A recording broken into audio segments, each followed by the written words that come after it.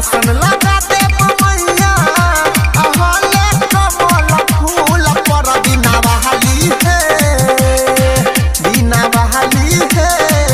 आहा गुने करै छी पूजा स्कूल पर बिना बहाली है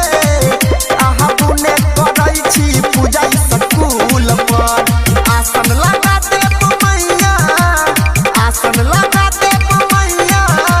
अहले कमल फूल पर बिना बहाली है आहा गुने करै छी पूजा स्कूल पर बिना बहाली है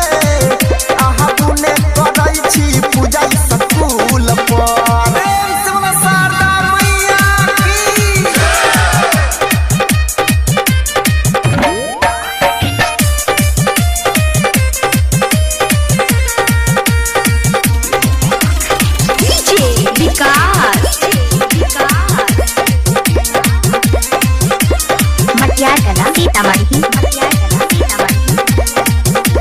भक्ति यही के छिका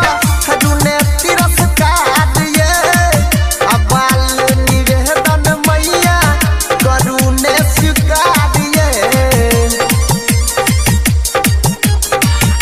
भक्ति यही के छिका दुने तिरस्कार ये बाल निवेदन मैया करुणे स्वीकार ये टीका लगाया मैया टीका लगाया मैया ये चरण परत जे धूल पर बिना बहाली है आहा गुने करै छी पूजा स्कूल पर बिना बहाली है आहा गुने करै छी पूजा स्कूल पर शारदा मैया की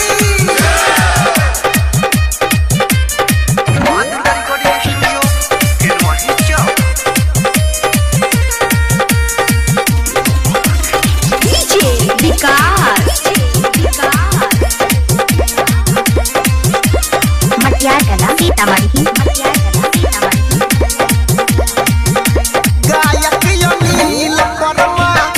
फेरियौ नजरिया